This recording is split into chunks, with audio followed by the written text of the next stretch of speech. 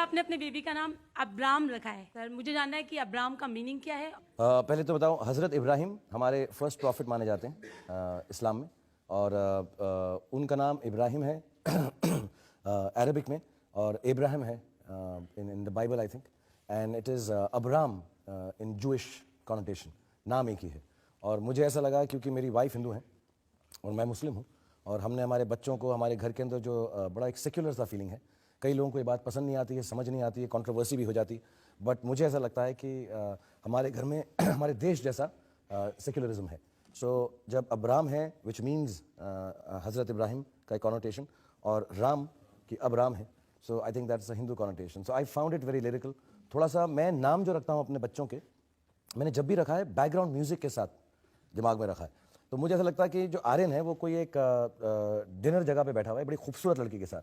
ये मैंने तब सोचा था जब वो 1.5 दिन का था और वो मोटरसाइकिल पे आया, लेदर की जैकेट पहन के, और वो लकड़ी की प्लेट में से कुछ खा रहा है, और एक बड़ी खूबसूरत लड़की उससे पूछती है कि हाय तुम्हारा नाम क्या है?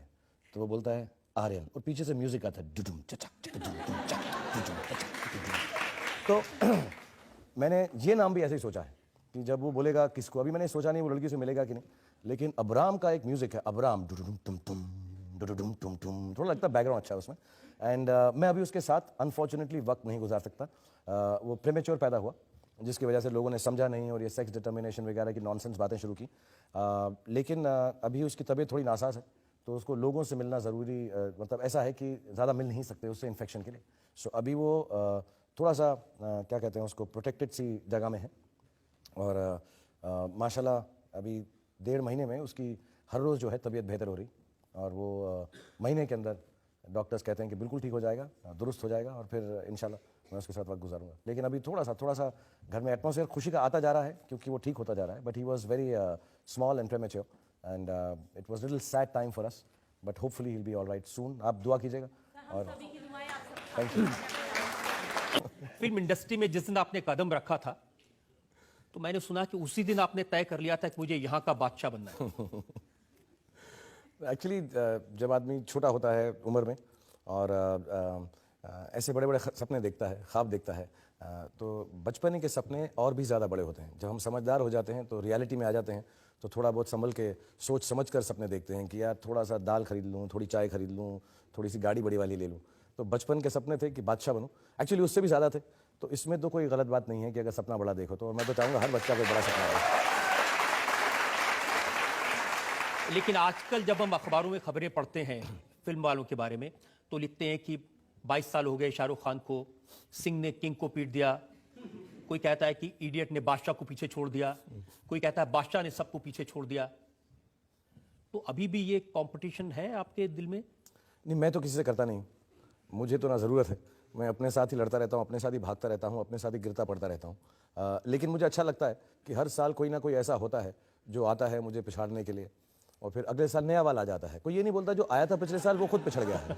तो हर साल नया कंपटीशन होता है। 20 साल 22 साल हो गए, और मैं एक्चुअली यही चीज़ मुझको जो है जज्बा देती रहती है कि और मेहनत करते रहो। फ्राइडे को अगर कभी मालूम पड़े थोड़ी वीक पड़ गई है फिल्म, तो मंडे को दिमाग में यही आता है सोमवार को यार मेहनत करके थोड़ी बेहतर करेंगे, वरना यही कोई टिंग पिंग लिंग आगे निकल जाएंगे। और अगर मंडे को फिल्म जो है मालूम पड़ता है बहुत चल गई है, तो फिर मेहनत करनी पड़ती है पिछली वाली से बेहतर बनानी है। तो मैं मेहनत करता रहता हूँ। बाकी ये जो आप बोल रहे हैं कंपटीशन, ये सब आता रहता है, जाता रहता है, और आता रहेगा और जाता रहेगा। मैं तो यूं ही काम करता रहूँगा। आपके काम का हिसाब किताब मैं देख रहा था, काम करते करते आपकी 7 बार सर्जरी हो चुकी है।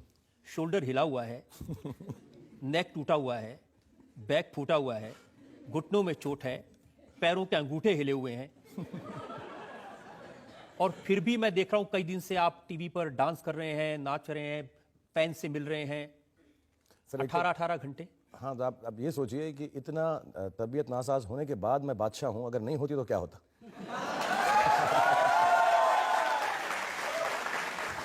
अभी तो लोग फॉर्चुनेट हैं, और सच बात, दिल की बात यह है, मैं सच बताता हूँ, मेरी जब फिल्म बनती है कभी भी, तो साल में 1 या 2 बार मौका मिलता है उन लोगों से मिलने का जिन्होंने मुझे वो बनाया जो मैं हूँ, और सबसे पहले मैं शो शुरू करने से पहले हमेशा ये करता हूँ, और ये मेरी ह्यूमिलिटी नहीं है, ये मेरी सच्चाई है दिल की, कि जहाँ पर भी मुझे ऐसा मौका मिलता है उन लोगों से मिलने का जिन्होंने मुझे स्टार बनाया है, मैं झुककर धन्यवाद करता हूँ on behalf of my family, my wife, my children, for making me the star that I am. और इतनी शरीर में टूट फूट होने के बावजूद आप काम कर रहे हैं।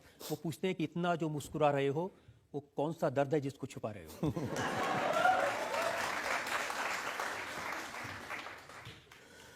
मतलब अब तो छुपता भी नहीं कितना भी मुस्कुरा लूं, क्योंकि आदमी, मैं पिछले प्रोग्राम में गया था, मैं जो आप टीवी शोज कह रहे हैं तो गया था, तो हाथ में ऐसा पट्टा बंधा हुआ था, यूं करके कितना भी मुस्कुरा लूं।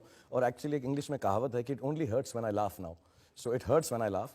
और छुपा कुछ नहीं रहा हूँ, मुझे ऐसा लगता है एक ही ज़िंदगी है, कहीं ख़त्म ना हो जाए, ये टूट फूट तो रही हैं चीज़ें, कहीं ऐसे ही पूरा ही ना एकदम टूट जाऊँ, तो उससे पहले जितना कर सकूँ उतना कर लूँ, क्योंकि मुझे जो ज़िंदगी में मिला है वो बहुत ज़्यादा मिला है, तो थोड़ा कर्ज सा हो गया है मुझ पर, तो वो कर्ज निकालने की कोशिश कर रहा हूँ कि जितने लोगों को खुश कर सकूँगा। अब टूटी फूटी हड्डी वड्डी, और अब तो साइंस बहुत तरक्की कर गई है, मतलब अच्छा खासा ऐसा कुछ टाइटेनियम वाइटेनियम लगा लिया है। पहले तो मैं आपको सच बताना चाहता हूँ, आप जान लें, जब मैं 8-10 साल पहले डांस करना शुरू करता था तो 2 लेफ्ट फीट थे मेरे, बिल्कुल नहीं होता था कोई ऐसा तड़क धड़ुम। ये 2-4 ऑपरेशन हुए घुटने के, एक गर्दन का हुआ, तो ऐसा 1 2 3 4 डांस भी थोड़ा बेटर करने लग गया हूँ मैं तो फायदा है, मुझे लगता है कुछ रिपेयर कर दिया उन लोगों ने मुझको। ये सच है कि चेन्नई एक्सप्रेस में बहुत स्टंट किया आपने और डबल का इस्तेमाल नहीं किया? हाँ, ये एक्चुअली रोहित की चाह थी। दिसंबर में मुझे चोट लग चुकी थी और हमने कोर्टिसोन इंजेक्शन लिए कि अगर हम शूटिंग रोक लेते तो फिल्म जो है 1.5 साल तक रुक जाती डेट्स की वजह से। तो रोहित को मालूम था, और रोहित ने बहुत ऐसा बोला कि मैं इतना अच्छा डिज़ाइन करूंगा, और इतने प्यार से किया जैसे एकदम माँ करती है, मैं इतने प्यार से करूंगा कि आपको चोट भी लगी हुई है उसके बजाय भी कोई डबल नहीं होगा इसके अंदर, कोई तार का काम नहीं होगा, और आपको खुशी होगी, क्योंकि उसे मेरी नेचर मालूम है कि मैं चाहता हूँ मैं खुद करूँ। और सारा स्टंट मैंने खुद किया है, सिवाय 1-2 गाड़ियों का जो शॉट है, और बिल्कुल चोट नहीं लगी। और थोड़ा मैं इस बार लग भी रहा हूँ थोड़ा सा मैनली, ऐसा रोहित ने मुझे किया है कि मैं एकदम से लवर बॉय नहीं लग रहा हूँ, थोड़ा फाइटर बॉय भी लग रहा हूँ, सॉलिड लग रहा हूँ, मैं दिल्ली वाला लग रहा हूँ थोड़ा सा। लेकिन ये अन्याय नहीं अपने साथ कि डॉन 2 के वक्त पर ये शोल्डर की इंजरी शुरू हुई थी, रावण कर रहे थे तब भी इंजरी जारी थी, ये पूरी फिल्म चेन्नई एक्सप्रेस आपने की है, खतरा हो सकता है? नहीं, मैंने जब डॉक्टर से पूछा, उन्होंने कहा कि ये जो है ऑपरेशन तो करना ही पड़ेगा, तो ये टूट गया है और इसका ऑपरेशन करना ज़रूरी है। जैसे ही उन्होंने ये बोला तो मैंने कहा ये तो अच्छा है कि अब तो करना ही है, तो पूरा ही टूट जाए या इतना टूटा, ऑपरेशन तो होना ही है। तो I said okay we'll just do it, कि जिस दिन टूट जाएगा तो उन्होंने कहा 72 घंटे हैं तुम्हारे पास, फ़ोन करके आ जाना।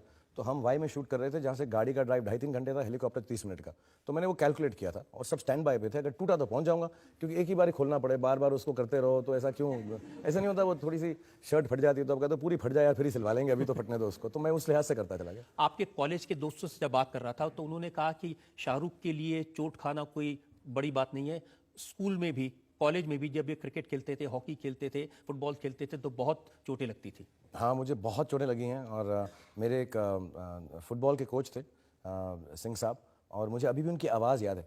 मुझको एक बार चोट लग गई और मैंने बहुत तकलीफ हो रही थी, तो मैं उनके पास आया और फिर मैंने अच्छा नहीं खेला उस दिन।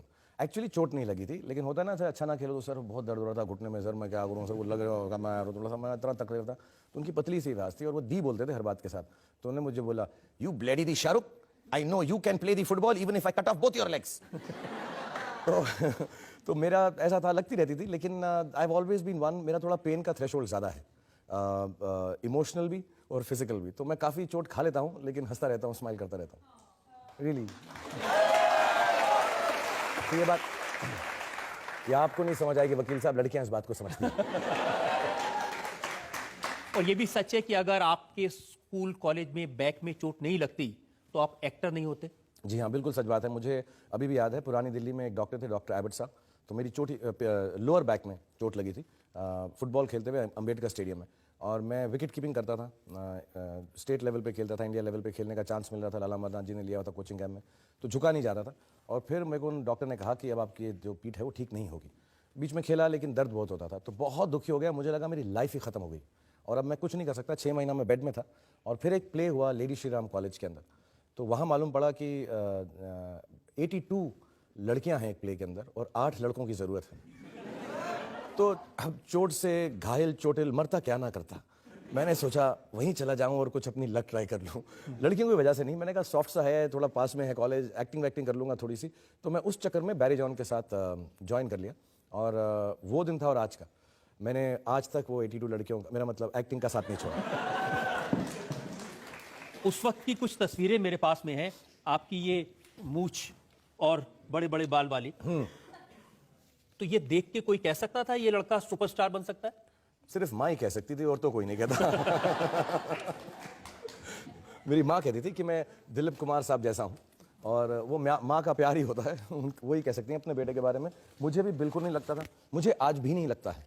As a matter of fact, जब मैं मेकअप करता हूँ तो बड़े दिनों बाद आदत मेरी छूटी है, मैं आंख बंद कर लेता था कि यार ये क्या भयानक सा चेहरा है, कैसा हो गया ये। सिवाय ऐसा था कुछ डिम्पल विम्पल ठीक थे मेरे, लेकिन उसके अलावा मुझे बिल्कुल नहीं लगता।